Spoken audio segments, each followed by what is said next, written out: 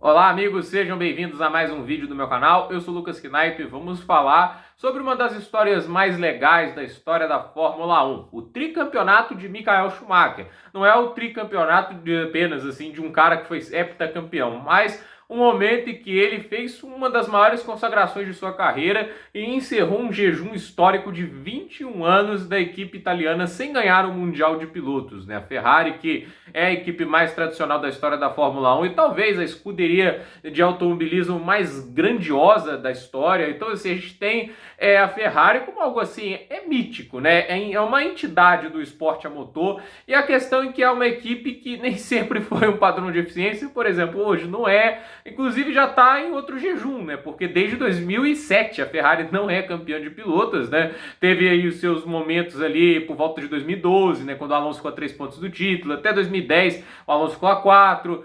2017, 2018, quem sabe, né, o Vettel não tivesse rodado tanto, né? 2017 faltou motor, 2018 foi o Vettel mesmo no modo spinner, né? E é claro, a gente teve esse ano aí que a Ferrari andou melhor, mas já é um jejum longo. Mas a Ferrari já teve um jejum ainda maior, né? Quando foi campeã em 79 com o George Scheckter, que curiosamente é um nome que é muito pouco popular, muito pouco conhecido na Fórmula 1. Às vezes é só conhecido porque foi campeão em 79 e a Ferrari ficou até 2000 sem vencer, né? E é curioso que o companheiro dele, o Gilles Villeneuve, seja muito mais conhecido do que ele, né? E a grande qualidade do Gilles Villeneuve era fazer arte, né? Fazer lá uma bobagem e continuar levando o carro até o final depois da bobagem que fez, né? Ele, óbvio, ele era rápido, era talentoso, mas ele era extremamente errático, né? Muito agressivo além da conta, e o Scheckter mais cerebral matou ganhou dele. Então, assim, eu acredito que o Gilles Villeneuve é um piloto bem superestimado, mas se alguém não deveria ser superestimado é o Michael Schumacher, né? E assim, a história é interessante porque a Ferrari viveu sucessivos fracassos, anos muito instáveis,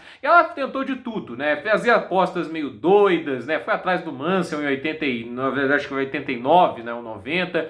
Eles foram ali atrás do Alain Prost, fizeram de tudo para tentar levar a equipe de volta ao topo, né? E uma das coisas que me faz acreditar que o Schumacher é um cara que, para mim, está acima de todos os outros pilotos da Fórmula 1, essa capacidade dele de elevar a equipe à potência máxima, né? Isso não aconteceu com a Mercedes, muito possivelmente porque não eram liberados os testes em pistas privadas. Em 2010 até foi liberado, e notou o carro da Mercedes em 2010 não foi ruim, se a gente parar para pensar, foi melhor dos 3 anos do Schumacher. E assim, a gente tem o Michael Schumacher como um cara que foi muito fora da curva, entender como o carro funcionava, entender essa questão de ajustes, uma das coisas mais assim, esquecidas, pelo menos aqui no Brasil, já que eles tinham que dar um mérito ao Barrichello, alguma coisa, falar, ele ajustava o carro, ele é que acertava o carro pro Schumacher, que sempre foi uma mentira, até porque não faz sentido ele acertar o carro para outro piloto, sendo que o outro piloto tem um estilo de pilotagem extremamente diferente, né? E assim, quando a gente fala da Benetton, por exemplo, né, as pessoas têm que entender, uma equipe garagista,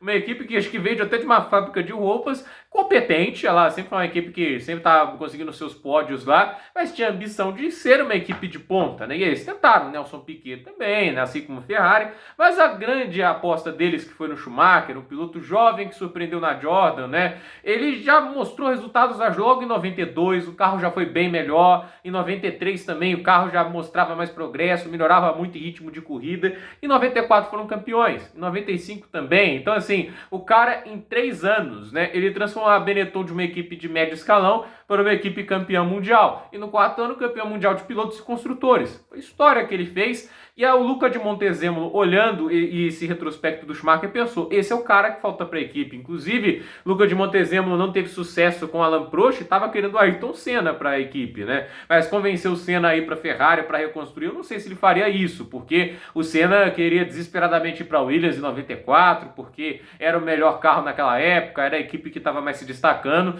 mas infelizmente não pôde ter essa possibilidade de ver o Ayrton Senna pilotando uma Ferrari, né? E assim, o Schumacher foi contratado, trouxeram ele com o maior salário da história da Fórmula 1 na época, 30 milhões de dólares, e assim, por ano, né? Uma boa grana. E o Schumacher já mostrava lá o impacto dele logo no primeiro ano, né? Os testes intermináveis que ele fazia com o carro. Até legal você ver como o carro da Ferrari era na Austrália e como ele estava no fim do ano. Sem dúvida foi um dos carros que mais mudou. Em 97, ele já brigou pelo título. Na última corrida estava à frente do Jacques Villeneuve, mesmo com um carro muito inferior, mas aí era muito mais braço do que propriamente uma evolução grande da Ferrari. E foi um contexto, né? Porque a gente para e pensa, o Hackney é muito mais piloto do que o Jacques Villeneuve, né? Mas A questão é que naquele contexto lá, né, tipo, o Jacques Villeneuve, mesmo tendo um carro bem superior, ele ainda era um cara que, ao meu ver, não estava no nível do Schumacher e acabou equalizando. Mesmo tendo um carro melhor, o talento do Schumacher cobria muito essa diferença e acabou tendo aquele controverso final, aquele tenebroso circuito de Jerez da Fronteira, um dos cursos que eu mais odeio em toda a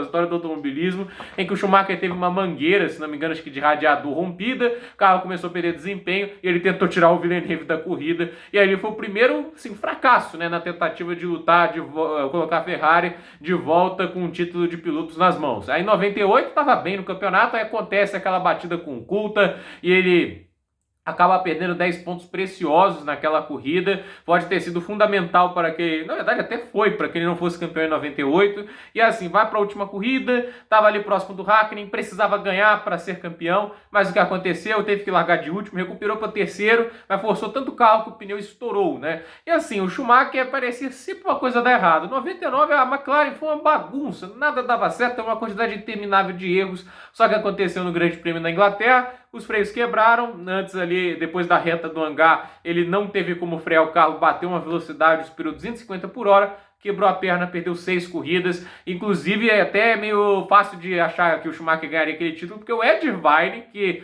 não havia ganhado nenhuma corrida em 96, 97, 98, né, ele lutou pelo título até a última corrida. Se o Irvine lutou pelo título, o Schumacher seria campeão, né?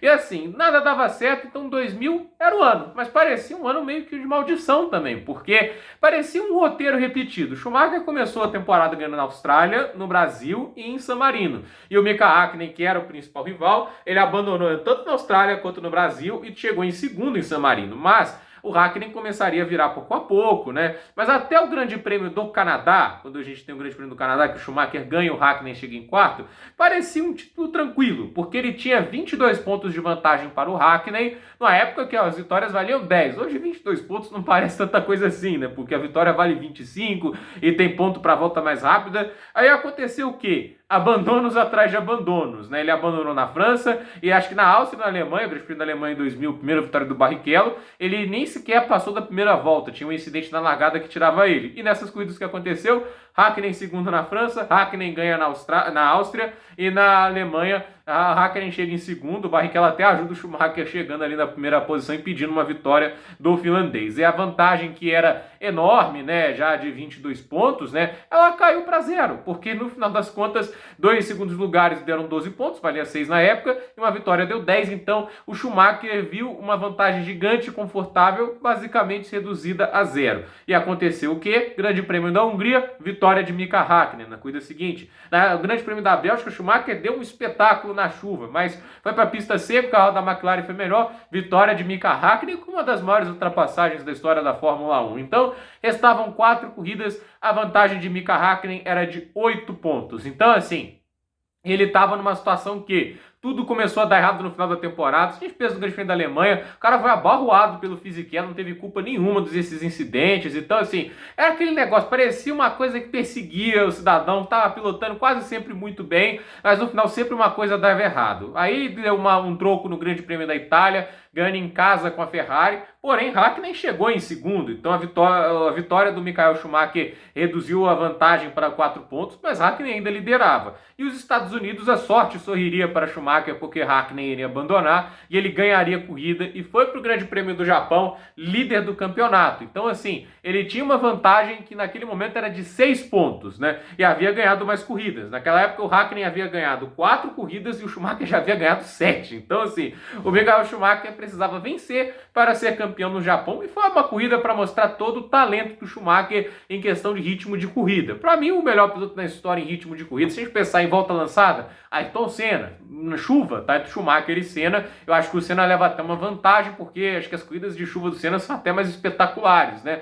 E assim, só que ritmo de corrida, né? Você dá o tempo todo no limite do limite, isso é uma coisa que o Schumacher fazia de uma maneira que impressiona até hoje, né? Você olha as corridas dele, você fica chocado o quanto o ritmo de corrida dele era forte. Inclusive, na temporada de 93, com aquelas Williams de outro mundo, o único piloto que conseguia acompanhar no seco o ritmo das Williams era o Schumacher. O Schumacher tinha, de alguma maneira, assim, ele tirava desempenho naquele ritmo alucinante dele, né? Era impressionante como ele sempre estava no limite. Nessa corrida foi muito disso. O Hakkinen estava próximo dele, estava à frente em um certo momento da corrida, e aí tem aquela velha estratégia, né, que todo mundo conhece, que ficou famoso aqui, porque o Galvão se falava, né, quando o Schumacher tira um coelho da cartola, né, que ele fica uma ou duas voltas a mais, né, eles colocam um pouquinho mais de combustível, ele acompanha o carro da frente, é aquela ultrapassagem tática, né, porque o carro vai para o box, você com o carro mais leve tenta dar duas voltas, só que o Schumacher não dava duas voltas rápidas, ele dava as voltas rápidas, e assim, ele estava atrás do Hakkinen naquelas duas voltas e saiu 4 segundos e meio à frente do finlandês, então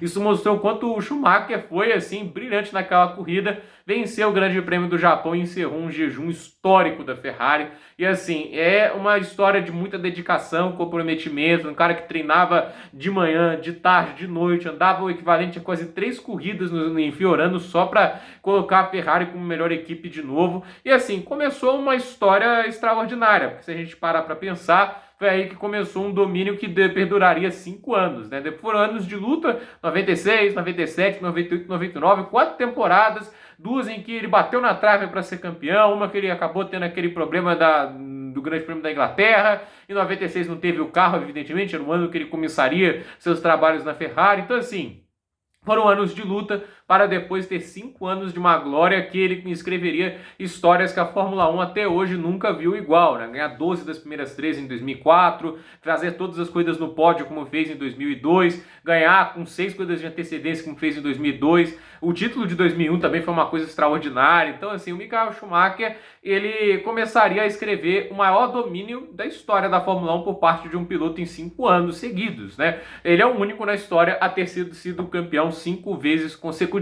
Óbvio que alguém em algum momento pode acabar igualando esse feito de Michael Schumacher, mas isso aí a gente vai ter que esperar, né? Inclusive o Max Verstappen, se quiser igualar, ele tem que ganhar os próximos 3 títulos e a gente não sabe, né? Uma combinação de fatores que, assim, tá muito além do alcance dos pilotos, regulamentos, entende? É difícil, assim, achar que alguém vai igualar esse recorde com tanta facilidade. Mas, de qualquer maneira, é uma história legal para se contar, porque eu acho que o Schumacher ainda é um piloto muito injustiçado aqui no Brasil. Eu tenho uma missão aqui de tentar mostrar o quão brilhante e talentoso esse cara foi, né? O cara realmente era de outro planeta e ele mudou a história da Ferrari, né? Imagina a Ferrari sem esses 5 títulos que o Schumacher trouxe, né? E a gente sabe que depois do Schumacher a Ferrari só foi campeão uma vez com o Kimi Raikkonen em 2007. Fora isso, teve algumas disputas em última corrida, né? Schumacher em 2006, né? Teve Felipe Massa 2008, Alonso 2010, Alonso 2012. Desde então a Ferrari não tem uma disputa em título na última corrida. Acho que falta um cara como o Michael Schumacher para a equipe. O Alonso tem até o talento, né, de um grande gênio, mas ele não era um cara de equipe como o Schumacher era. Isso aí é muito nítido. Então, gente, por esse vídeo é isso. Dê nos comentários, deixe seu like, se inscreva no canal, compartilhe esse vídeo e até o próximo vídeo.